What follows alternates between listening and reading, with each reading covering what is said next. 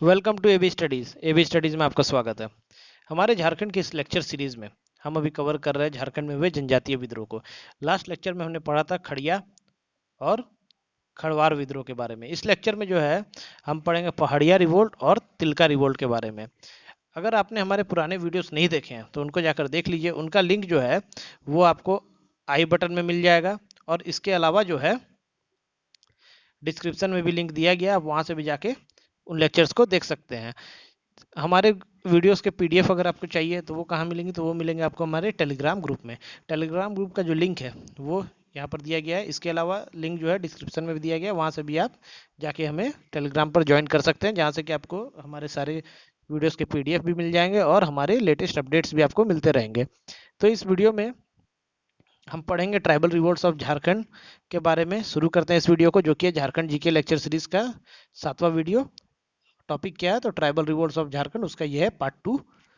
देखिए, पहाड़िया रिवोल्ट जो है वो 1772 ईस्वी में शुरू किया गया था पहाड़ी ट्राइब के द्वारा। पहाड़ी ट्राइब जो थे वो पहाड़िया क्षेत्र जो झारखंड का था वहां पर रहने वाले लोगों को पहाड़ीस कहा जाता था। और इसके जो नेतृत्व करता थे, फर्स्ट नेतृत्व करता, प्रमुख नेतृत्वकर्ता जो है या नेता जो है पहाड़िया रिवोल्ट के, वो 3 हुए हैं। जिसमें से सबसे पहले जिन्होंने इसकी शुरुआत की थी वो थे रमना आहारी। रमना आहारी ने 1772 ईस्वी में पहाड़िया विद्रोह की शुरुआत की थी, और ये चला था लगभग 1782 ईस्वी तक। 10 सालों तक चला था पहाड़िया रिवोल्ट। अब इसका कारण क्या था, क्यों हुआ पहाड़िया रिवोल्ट? तो कारण कुछ ऐसा है कि अंग्रेजों के द्वारा झारखंड में जो लोग रहते थे, आदिम जनजाति हो गई या फिर जनजाति हो गई, जो भी लोग झारखंड की ट्राइबल पॉपुलेशन थी, उनके जो भी सामाजिक कार्य वो लोग करते थे, पूजा पाठ किया करते थे, उसमें अंग्रेजों का काफ़ी ज़्यादा हस्तक्षेप बढ़ गया था। वो उनके रिलीजन के जो भी काम क्रिया होते थे, जो भी उनके रिलीजियस पर्पसेस थे, उस पर जो है काफ़ी ज़्यादा हस्तक्षेप किया करते थे, और रोक टोक काफ़ी बढ़ गया था, जिससे कि जनता परेशान हो गई थी।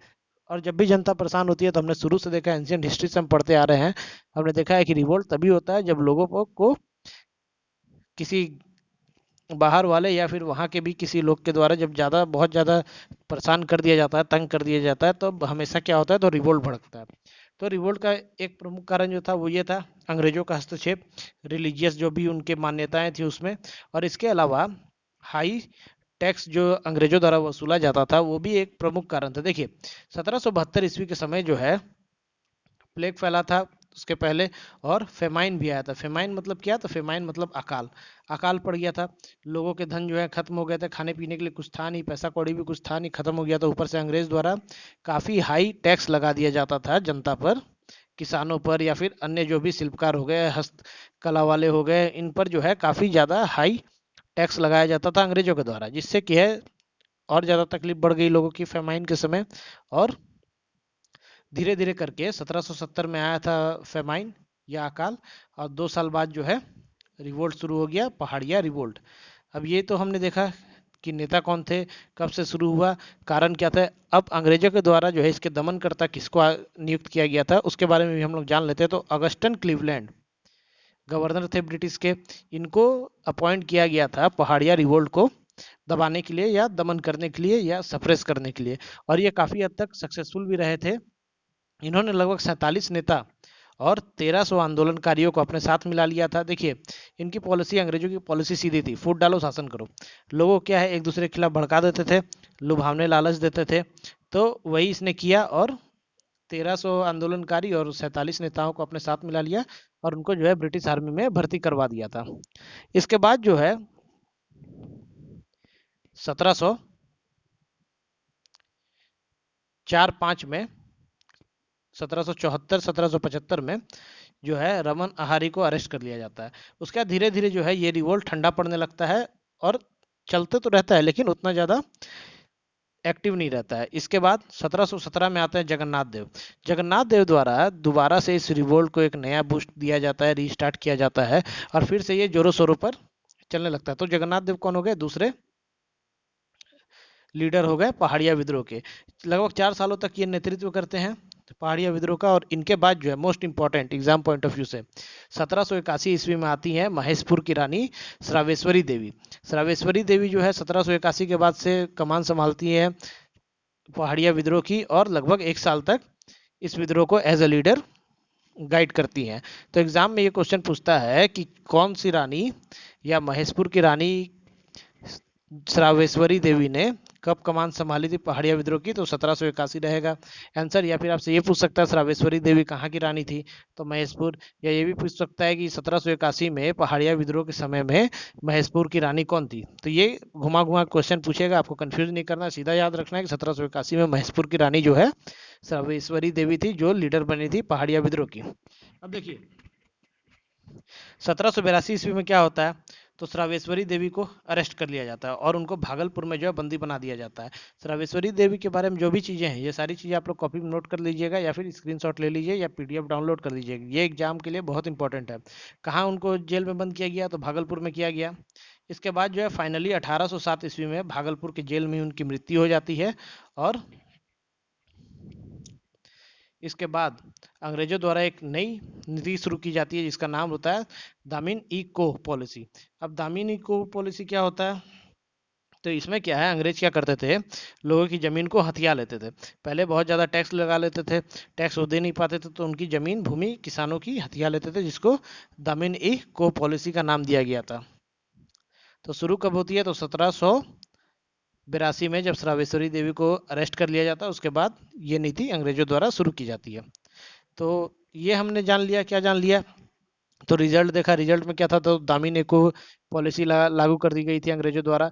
और उसके पहले हमने देखा कि किसने शुरू किया था, क्यों शुरू किया था, लीडर कौन कौन थे और दमनकर्ता कौन थे। तो पहाड़िया विद्रोह में जो है, इससे ज़्यादा जो है एग्जाम में आपसे क्वेश्चन नहीं पूछेगा, इसी के अंडर से ही पूछेगा, इसी के अंदर से ही आएगा। अगर आपने इतना भी काफ़ी अच्छे से पढ़ लिया तो एग्जाम पॉइंट ऑफ व्यू से इंपॉर्टेंट है। अब पहाड़िया विद्रोह के बाद कौन सा विद्रोह आता है, तो आता है तिलका रिवोल्ट, तिलका विद्रोह। तिलका विद्रोह शुरू किया गया किसके द्वारा, तो तिलका माझी या तिलका बाबा भी उनको कहा जाता है, उनके द्वारा शुरू किया था तिलका विद्रोह। तो देखिए तिलका विद्रोह चला था कब से कब तक, तो 1784 से लेकर के 1785 ईस्वी तक चला था। 1784 1782 में हमने देखा कौन सा विद्रोह खत्म हुआ, तो पहाड़िया रिवोल्ट खत्म हुआ। और पहाड़िया रिवोल्ट खत्म होने के बाद में तिलका विद्रोह शुरू हुआ था 1784 में। किसके द्वारा शुरू किया गया, तो तिलका माझी के द्वारा शुरू किया गया। तिलका माझी को जो है जबरा पहाड़िया के नाम से भी जाना जाता है, ये भी पहाड़ी ट्राइब के ही थे या पहाड़ी जनजाति के ही थे, इनको जबरा पहाड़ी कहा जाता है या फिर तिलका बाबा कहा जाता है। और इनको जो स्थानीय लोगों के द्वारा robin hood of modern India की उपाधि या फिर इस नाम से भी कहा जाता था। वैसा क्यों कहा जाता था, तो इसलिए कहा जाता था क्योंकि ये अंग्रेजों को लूटते थे और भारत के जो गरीब कृषक थे, झारखंड में रहने वाले जो गरीब लोग थे, उनमें जो है धन दौलत को या खाने पीने की सामानों को बांट दिया करते थे, इसीलिए इनको जो है robin hood of modern India भी कहा गया है कई हिस्टोरियंस के द्वारा। देखिए तिलका विद्रोह जो था, इसका मेन जो सेंटर था, इसका मेन हेडक्वार्टर जो था, वो था भागलपुर। भागलपुर से शुरू हुआ था। भागलपुर जो है वो अभी बिहार में है, लेकिन उस वक्त जो है बिहार, बंगाल, झारखंड, छत्तीसगढ़ ये सब एक ही स्टेट में आता था, जिसको कि बंगाल प्रोविंसेस कहा जाता था। अभी जो है करेंट में भागलपुर बिहार में है।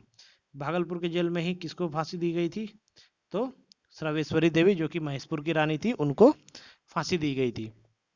अब देखिए इसका कारण क्या था, तो तिलका रिवोल्ट का जो मेन कारण था वो था दमिन ई कोह पॉलिसी। दमिन ई कोह पॉलिसी हमने अभी इसके बारे में बात की कि पहाड़िया विद्रोह जब खत्म हुआ था तो उसमें क्योंकि अंग्रेजों की जीत हो गई थी, तो उसके रिजल्ट में उसका जो आउटकम निकला था वो ये निकला था कि झारखंड में दामिन ई कोह की पॉलिसी लागू कर दी गई थी ब्रिटिशर्स के द्वारा, जिसके अंतर्गत ये लोग किसानों और जमींदारों की जमीन को हथिया लेते थे और वो कंपनी की जमीन हो जाती थी। अब कंपनी का मतलब क्या है, तो कंपनी का मतलब है ईस्ट इंडिया कंपनी। ब्रिटिशर्स की जो कंपनी थी जो भारत में उन्होंने भेजा था, उसका नाम था ब्रिटिश ईस्ट इंडिया कंपनी। तो इसके जो कारण थे, वो पहला कारण तो दामिन इको पॉलिसी हो गया। इसके अलावा हाईएस्ट टैक्स और जनजातीय मामलों में हस्तक्षेप, ये जो थे इसके प्रमुख कारण थे। किसके, तो तिलका रिवोल्ट के। अब देखिए तिलका रिवोल्ट जो है,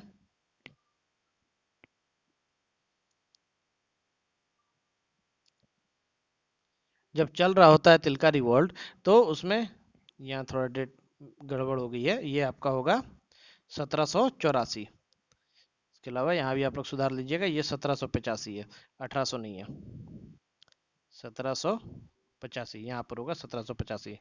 तो देखिए तिलका रिवोल्ट चल रहा था, उसमें जो है 13 जनवरी 1784 ईस्वी को क्या होता है कि तिलका माझी जो कि जनक करता थे तिलका रिवोल्ट के, उन्होंने क्या किया, क्लीवलैंड की हत्या कर देते हैं वो। और कैसे करते हैं, तो क्लीवलैंड जो है वो जा रहा होता है, ये पेड़ पर छुपे रहते हैं, और पेड़ पर छुपे रहते हैं और वहां से तीर धनुष से हमला करते हैं और क्लीवलैंड की सीधे सर पर जाकर तीर लगती है और उनकी वहीं पे मृत्यु हो जाती है। इसके बाद जो है पूरा खोज चलता है, अंग्रेज पूरी अपनी सेना लगा देते हैं कि भाई गवर्नर को मार दिया, पकड़ो इसको पीटो। तो खोजा खोजी इनकी चलती है और ये क्या करते हैं, ये भाग जाते हैं झारखंड से और शरण लेते हैं कहाँ पर, तो सुल्तानपुर के जंगलों में। सुल्तानपुर के जंगल जो है काफी घने जंगल थे उस समय, तो वहां पर ये शरण लेते हैं और वहीं पर छुप जाते हैं। लेकिन फिर भी जो है इसकी इनकी खोजबीन चालू रहती है, वारंट निकल जाता है, इनके नाम का मोस्ट वांटेड हो जाते हैं। उसके बाद जो है 1785 ईस्वी में फाइनली अंग्रेजों द्वारा इनको सुल्तानपुर के जंगलों में खोज लिया जाता है और इनको फांसी दे दी जाती है ब्रिटिशर्स के द्वारा, कहाँ पर, तो भागलपुर में ही। और इसके साथ ही जो है तिलका रिवोल्ट का अंत हो जाता है। तिलका रिवोल्ट के बाद में जो है ब्रिटिश ईस्ट इंडिया कंपनी या फिर अंग्रेजों की जो पकड़ होती है वो भारत पर और मजबूत हो जाती है और कई नए प्रकार के कर लगा दिए जाते हैं और पहले से भी अधिक कठोर हो जाती है उनकी नीति झारखंड में, क्योंकि 4 रिवोल्ट अभी तक हमने पढ़ लिया। चारों रिवोल्ट में अंग्रेजों को कड़ी टक्कर मिली थी, उनकी हालत खराब हो गई थी।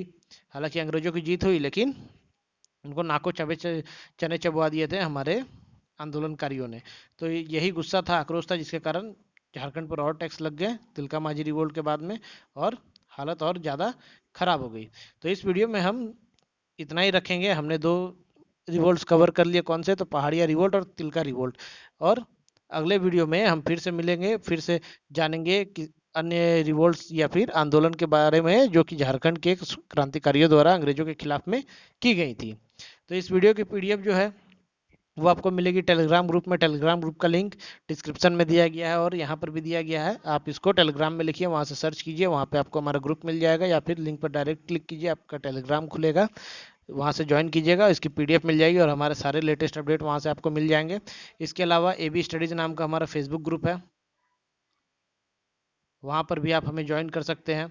लेटेस्ट अपडेट आपको वहाँ से भी मिल जाएंगे, वीडियोस के लिंक्स भी मिल जाएंगे, पुराने वीडियो के भी लिंक वहाँ पे डले हुए हैं, और डिस्क्रिप्शन में भी आपको हमारे प्लेलिस्ट का लिंक मिल जाएगा और आई बटन में तो दिया ही हुआ है, वहाँ से भी आप हमें ज्वाइन कर सकते हैं। तो भी मिलते हैं अगले वीडियो में। Till then do like share subscribe and press the bell icon for the latest update from AB studies. Thank you.